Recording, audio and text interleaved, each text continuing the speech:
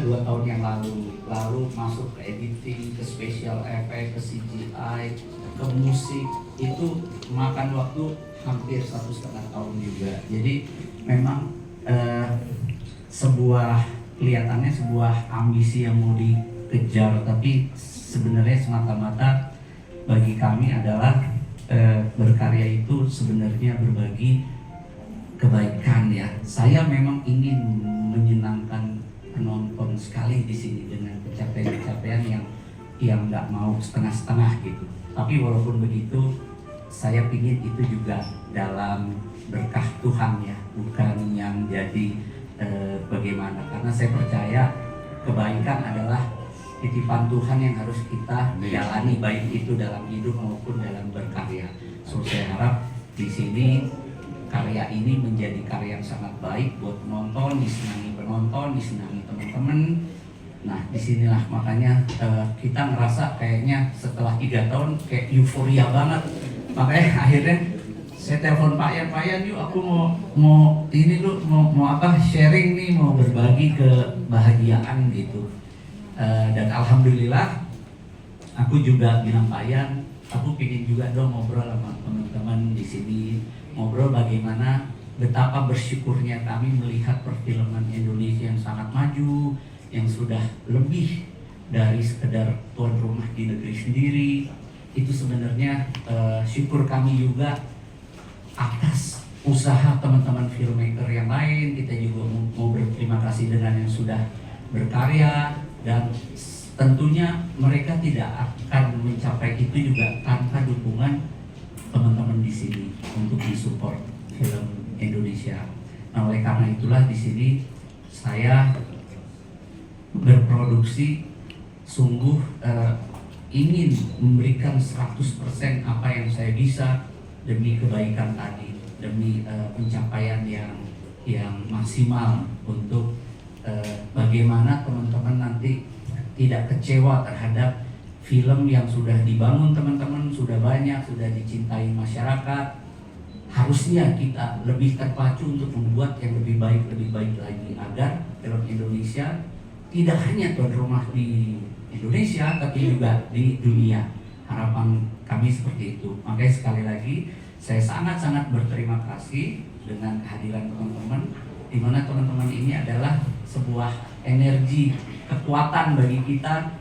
Mungkin teman-teman tahu bagaimana bikin film itu juga nggak gampang ya, penuh perjuangan, penuh jatuh bangun. Kadang-kadang kalau ada teman-teman di sini jadi semangat kita juga bertahun-tahun bikin film juga nggak mudah. Kereta cepat masih minta restu yang begitu-begitu, masih percaya dengan itu. Dan kita udah tahu lah siapa sih presidennya, siapa sih di belakangnya backing ininya gitu. Tapi nggak usah jauh-jauh ya, kalau saya mau buka nih ya. Saya waktu talk show di Metro TV pulang dianterin sama supir. Bapak nggak serem apa sih? Itu di belakangnya diikutin itu. Saya cuma nanya, ngetes bentuknya kayak apa sih? Gini. Yang diomongin sama dengan 6 orang lain yang tidak saling kenal. Ada sosok yang di belakang saya. Saya nantang ada orang yang bisa punya indigo ya istilahnya. Kalau nggak percaya tanyain. Ya, intuisi. Tanyain. Jadi mau gimana? Tapi ketika saya membaca buku suci, ya kita diciptakan bersampingan sama makhluk. Betul. Tergantung Hidup kita berdampingan. nyikapinnya. Makanya sebenarnya yang jahat tuh makhluk goibnya kita sih sebenarnya. Kan begitu. Nah, mengenai teknologi mungkin saya ulang lagi. Anda Arun, itu bukan kapasitas jawaban saya. Kapasitas saya adalah bekerja membuat film bagus, membuat penonton puas. Siapa itu penonton? Ya, kalau banyak yang akses itu, banyak kebetulan menyukai ini, saya alhamdulillah bersyukur. Tapi kalau dalam sunya yang mengakses itu, yang memberikan penghargaan di banyak festival keliling dunia, saya juga alhamdulillah. Artinya hidup tuh bagi saya syukur aja. Yang penting kita melakukan apa yang kita cintai, itu aja. gitu. Terima kasih Mas.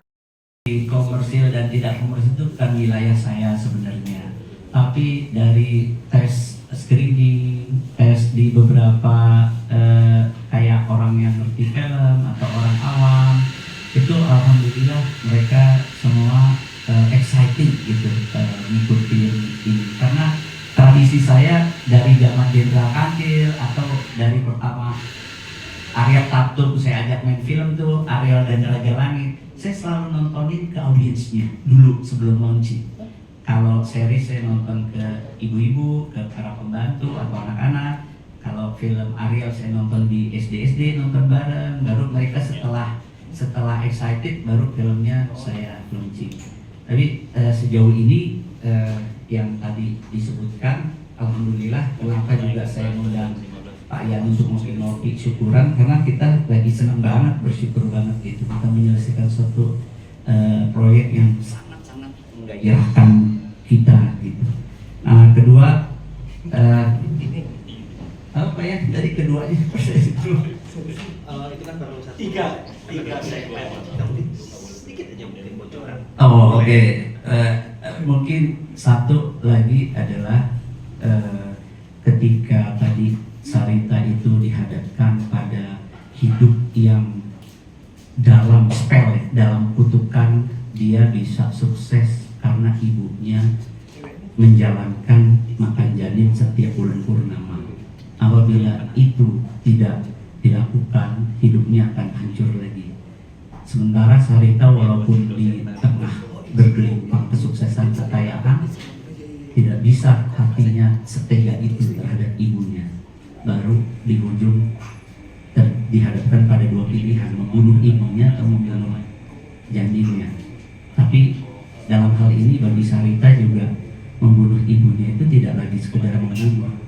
Bagaimana dia harus menyelamatkan dengan membunuh. Itu mungkin yang pendekatan yang sama bersama perempuan nanti yang akan dihadapkan. Logini di sini berperan sebagai Rusti. Halo, aku Desi Murti, aku berperan sebagai Rina. Nah, betul banget nih kata Kak Harul nih, kalau kita itu tuh di dalam diri kita tuh ada apa Kak? Ada inner cycle yang bisa baik dan buruknya seseorang ya. Betul banget. Tapi simple, film ini bercerita tentang apa aja sih Kak? Wah, Tergantung dengan peran lo nih, Jadi peran Rina aku- dan Rustin. Kalau Rusti ini dia sosok yang hedonis. Dia ini punya keinginan yang mungkin kepuasan materinya belum tercukupi, jadi dia ngambil jalan pintas lewat dunia mistis yang bisa dibilang terlarang sih gitu. Wow. nah, kalau Rina spill tipis-tipis aja ya, karena nih Rina nanti bakalan ke spillnya juga di awal. Nah, kalau Rina ini kayaknya agak sedikit tertipu daya dengan alam ya, yang dikiranya mungkin suaminya pulang, ternyata yang datang tungguin aja deh, aku nggak mau spill banyak. Kalian berdua menjadi newcomer ya dalam perfilman kita dan ketemu dengan Kakak Haridagu.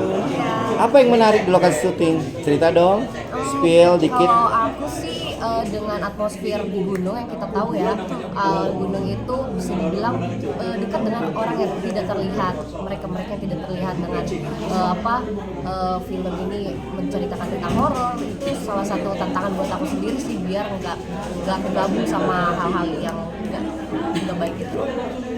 Kalau dirimu saya? Kalau aku tuh benar-benar yang ngerasain ini kan genrenya horor ya, dan ini benar-benar kita tuh syutingnya itu memang bener banget di kaki gunung banget tuh, yang benar-benar kita dinginnya tuh terasa banget dan feel-nya itu benar-benar dapat banget. Dan jadi kita memerankan itu juga pas banget dengan situasi yang kita alami di saat itu, benar-benar yang udah dapat banget. Jadi benar-benar nih kalau misalkan nonton nanti jangan lupa ditonton ya, merindingnya dapat banget. Pembelajaran untuk Kak Haridagu gimana sebagai sineas? Beliau itu sangat merangkul, terus juga sebagai pemimpin dia baik, dia mau mengajari. Saya merasa senang karena dia ngasih yang terbaik buat kedepannya untuk karir saya. Jadi saya terima masukan dia, walaupun dia sedikit tegas, tapi itu hanya dalam acting, tapi di luar itu dia sangat baik. Betulkah? Betul banget. Jadi kalau misalkan ada yang pernah denger nih kayak Om Hari itu sebuah manusia yang perfeksionis. Sebenarnya ya memang benar-benar dia itu pengen menggarap suatu film itu yang benar-benar sesuai dengan ekspektasinya gitu. Jadi menurut aku kalau misalkan 7 hari 7 malam belum benar-benar yang pas di mata dia, ya kita bakal jalanin terus. Tapi positifnya kalau buat aku pribadi itu jadi benar-benar mengembangkan karakter kita dan benar-benar kita juga banyak ilmu yang bisa kita serap, yang bisa kita jalani juga untuk Terima kasih. Terima kasih. Jangan lupa Ando Saputra, ini film ketiga saya dengan Mas Hari Dagu, Terikat Jalan Setan. Yang pertama saya itu Sunya, lalu ada Keira yang di Lampung, sekarang yang ketiga. Tapi ini film saya yang ke-10, sorry. Dan kali ini sebagai entitas. Yes, Wow. entitas negatif. Wow. Kalau di screen-nya sih pria misterius. Jadi kalau kalian nonton ini ada tiba-tiba cowok ini siapa sih? Nah, it's me gitu. Dimana ketika orang itu sedang galau, bergejolak mind and soul-nya untuk antara negatif dan positif, saya akan selalu ada mempengaruhi mereka untuk melakukan sesuatu hal yang di luar kenormalan manusia, which is kemusyrikan seperti itu. Dan itu saya yang mempengaruhi. Kira-kira itu menjadi message dari film ini ya? Pasti, karena kan terikat jalan setan artinya saya yang mengikat. Oke. Entitas itu yang mengikat untuk supaya mereka komit untuk di jalan setan. Jadi betul dong ya, yang lebih berbahaya itu adalah manusianya sendiri. Benar. Daripada setan ya. Karena setan itu kadang itu dari pikiran kita sendiri itu juga udah berupa setan sebenarnya. Oke. Yang negatif. Terima kasih and welcome back. Makasih Mas Arul. Thank you. Harus nonton film ini dan support selalu film Indonesia. Thank you so much. Aku Mervita Bunda, bisa dipanggil Merven. Aku di sini berperan sebagai Sarita. Sarita itu di sini ceritanya benar-benar menyedihkan banget. Seorang anak yang orang tuanya harus melewati sebuah perjuangan yang luar biasa dilematis, di mana orang tua Sarita di sini harus mengikuti jalan yang sebenarnya jalan yang gak seharusnya dilakukan, tapi dimanapun Ibu Sarita ingin membuat Sarita bangga dan dia pingin Sarita menjalankan kehidupan yang mudah, yang mewah dan menyenangkan. Jadi di sini Sarita benar-benar ditunjukkan sisi dilematisnya, di mana dia ingin kehidupan yang nyaman, tapi dia juga nggak mau melihat orang tuanya harus berubah menjadi sosok yang menakutkan hanya karena ingin membuat anaknya hidup nyaman. Seperti itu sih, bakal jauh menyedihkan, jauh dilematis kalau misalkan ditonton langsung, tentunya di film terbarunya Mas Hari Dagu, Terikat Jalan Setan. Kalau point of view kamu sebagai seorang pendatang baru ya, kamu melihat sosok Sarita itu seperti apa sih untuk manusia kebanyakan? Oke, kalau aku pribadi ya, aku sebenarnya melihat Sarita di sini, dia sebenarnya nggak ingin kehidupan yang seperti orang tuanya harapkan gitu loh, sampai orang tuanya harus berkorban. Karena gimana pun tujuan Sarita sebagai anak, dia cuma ingin orang tuanya hidup bahagia. Jadi kalau misalkan orang tuanya bahagia, otomatis anak bahagia dong. Sesimpel itu sih. Jadi kayak ya Sarita anak yang baik, anak yang nurut, anak yang penyayang sama orang tua. Ceritanya dong awalnya di calling sama Mas Hari. Jadi gini, sebenarnya aku kenal Mas Hari udah lumayan lama gitu kan. Ada beberapa judul yang harusnya main bareng dan disutradai sama Mas Hari, cuman belum berjodoh. Akhirnya tiba-tiba Mas Hari nge-DM aku, nawarin film ini karena kebetulan film ini sebenarnya jauh syuting. Udah produksi duluan sebelum aku masuk gitu loh. Jadi aku ada menggantikan salah satu aktor. Terus akhirnya Mas Hari DM, Mas Hari suruh dateng, terus screen test, kemudian reading sedikit, abis itu oke, dan suruh syuting kayak gitu. Bener-bener nggak ada prepare sama sekali, bener-bener nggak ada waktu.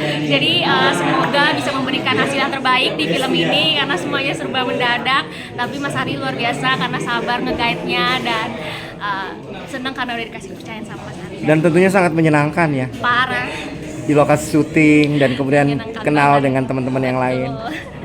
Terima kasih. Thank you. Awalnya alot sekali, beberapa kali saya dihubungi karena saya memang belum pernah kenal Mas Hari Dagu ini siapa, saya belum pernah kenal, jujur sejujur-jujurnya saya belum pernah kenal. Setelah saya ditawar, saya konsultasi dulu, nanya dulu ke mantu saya Menantu saya nanya, kenal nggak sama Mas Hari Dagu? Saya gitu, oh iya mah, dia sutradara, dia gini-gini, biasanya untuk festival gini-gini, bagus nggak? Saya nanya bagus nggak gitu. Terus, oh ya boleh. Setelah saya tahu ceritanya, terus ketemu Mas Hari, saya jujur setiap saya mendapatkan skenario, saya tidak pernah menghafal dulu. Saya selalu bertanya dulu dengan sutradara ataupun penulis biasanya, karakternya ini seperti apa? Karena supaya saya tahu dulu. Saya tidak pernah menghafal, tetapi saya harus tahu dulu ini jalan ceritanya seperti apa, karakternya seperti apa. Setelah itu baru saya menghafal, gitu. Saya hafal. Tapi tentunya juga ada yang kadang-kadang saya tambah, Mas Hari boleh nggak saya ginikan, Mas Hari boleh nggak saya ginikan. Dan film ini jujur sebetulnya kalau dibilang berat ya berat, karena syutingnya itu kebetulan pas badai, pas hujan besar di puncak gunung. Waduh, itu dinginnya nggak karu-karuan dan saya nggak pakai sendal lagi syutingnya. Saya bener-bener nyeker itu syutingnya. Saya sampai nggak terasa kalau kuku saya itu lepas, sampai saya nggak terasa. Karena mungkin saking udah beku kali ya. Baru itu seperti itu, dan saya mempunyai saya berperan di sini sebagai kuncen. Kuncen ini sebetulnya apa karakternya ini antara baik dan tidak sebetulnya. Karena baiknya kita juga kebetulan sama Rusti ya, perannya sama Rusti kita memberitahu kalau memang kamu tidak mau jalan begini-begini ya sudah baliklah gini-gini. Tapi sebetulnya dia tetap menjerumuskan gitu loh. Kalau kamu balik nanti begini resikonya. Nah seperti itu. Dan ini juga mungkin belum banyak yang tahu bahwa sebetulnya Saur Sepuh itu bukan film saya yang pertama. Film saya yang pertama adalah Cinta Garapan Wim Umbuh. Itu film saya. Dan waktu saya main film itu saya juga nggak tahu waktu itu Om Wim itu sama Om Ratno Timur itu bilang anak ini jadi nanti katanya gitu, tapi saya nggak tahu jadi apa, saya nggak ngerti waktu itu. Terus film saya yang kedua adalah Guna-Guna Istri Muda garapan Basar Kadaryono, ya. Farida Pasya, ya. Nah baru setelah itu Saur Sepuh, setelah Saur Sepuh sama Susana dan banyak lagi film-film antara lain Jago, Lima Hari Nusantara dan sebagainya. Terakhir ya ini sekarang. Ya Mas Hari waktu itu udah latihan dan sebagainya, baru ketemu lagi di film yang ini. Sebetulnya ada seperti ini, apa ya, kontroversi saya, kenapa saya ambil nggak ya gitu loh, karena di sini jauh banget gitu. Peran saya adalah seorang ibu pemakan bayi. Nah sedangkan saya adalah ketua dari Yayasan Peduli Anak. Itu Pantes nangis di lokasi. Jadi saya tuh berbulan, aduh lama gimana gitu. Satu memandang bahwa kok ketua umum Yayasan Peduli Anak makan bayi gitu, ini kan gitu. Tetapi ya Kepedulian. saya anggap karena Mas Hari itu orangnya serius kalau menggarap sesuatu, dan saya ditantang bahwa ini profesi. Saya bilang ya profesi inilah yang menghidupi saya dari masih remaja sampai sekarang ini. Selain saya juga usaha produksi batik dan sebagainya. Kalau menurut saya syuting ini berat gitu. Beratnya saya beberapa kali mengalami hal-hal yang tidak masuk akal gitu. Seperti tiba-tiba saya bersama asisten saya sudah bilang gempa. Kata enggak bunda, enggak, seperti itu. Saya pernah cerita juga sama Mbak Eli, saya bilang, terus saya cerita sama Mas Hari, enggak gempa gitu. Terus juga saya pas adegan yang di bawah dari kepala saya masih masih pusing, itu ada adegan saya keluar dari diseret dari kursi, itu saya udah nggak ngerti apa-apa. Iya, kolong kursi gitu. Jadi saya udah nggak nyadar apa-apa, dan saya paling sabar kayaknya ngadepin Mas Hari. Karena ada beberapa yang diulang karena kendala pemain yang tidak serg. Saya sendiri juga bilang kalau saya punya lawan yang tidak TikTok dengan saya, percuma saya yang bagus seperti itu. Akhirnya saya banyak ngalah dan seringkali juga syuting pulang pagi itu di Bogor. Jam 7 saya baru jalan dan saya ngantuk di jalan, pasti saya berhenti, saya tidur di pinggir jalan seperti itu. Banyak sekali kendalanya. Juga mau menghadiri syuting lokasi yang naik ya di gunung apa itu Papandayan. Nah, di tengah jalan itu mobil saya nggak bisa naik, dan kita foto-foto, bikin video. Saya bikin video nggak ada gambar saya 3 kali di situ. Jadi memang lokasinya seperti itu.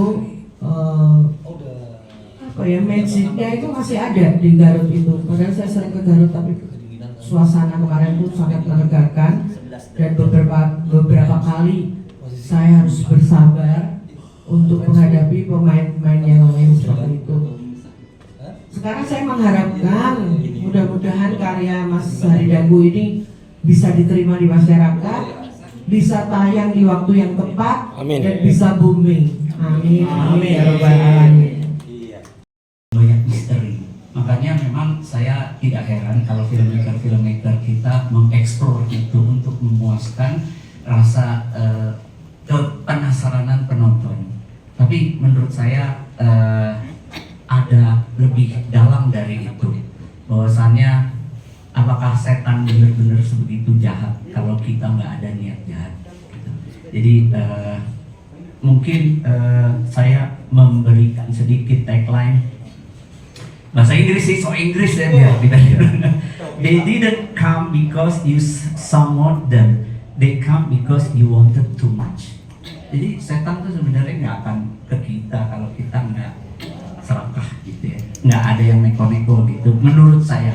Nah itu menjadi horor karena memang kita sendiri yang mengkondisikannya. Walaupun setan memang kita percaya diciptakan untuk menggoda kita, tapi dia nggak akan masuk pintu itu kalau dari kita juga nggak membuka. Kira-kira begitu sih kenapa motivasi setan, karena penting harus diingetin terus ya kita supaya nggak berbelok. Karena di agama pun kita ngingetin orang harus terus menerus, karena setan juga nggak akan berhenti goda kita sepanjang zaman. Itu sih. Nah kalau tadi yang teman-teman lihat itu karya aktingnya Desi sama Mbak Erna di cuplikannya tadi, yang saya berterima kasih, bersyukur selama 8 menit beliau memainkan peran dengan sangat bagus. Terima kasih Dela.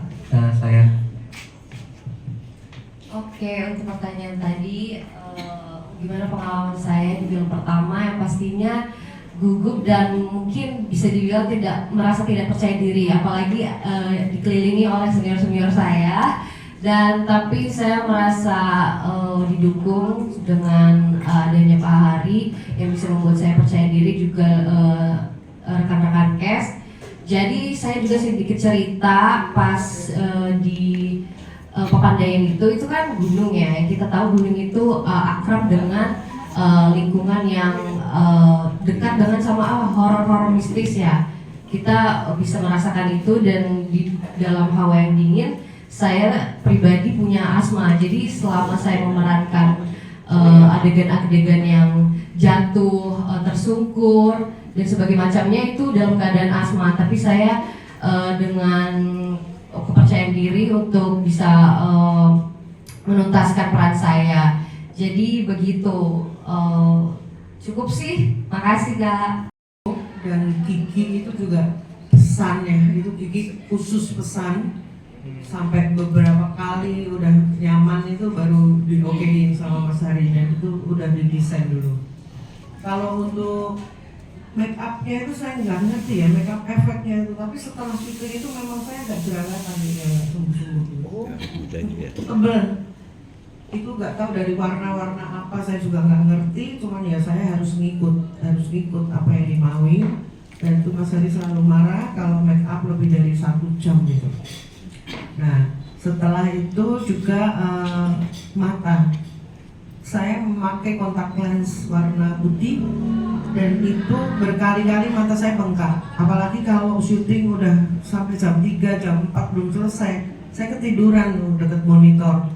Begitu bangun Mas Hari bilang mau syuting, mata saya nggak bisa dibuka, seperti itu. Jadi diakalin saya harus melihat ke atas terus, karena mata saya sebenarnya kecil, dan sudah dibelikan kontak lens itu dari Jepang ya Mas. Dari Jepang, ukurannya nggak masuk, akhirnya dari Korea. Jadi itu memang pelengkap penderita banget. Menderita sekali, tapi ya alhamdulillah lah saya ikutin apa maunya sutradara. Kita sebagai pemain harus nurut, dan hasilnya lumayan menyeramkan.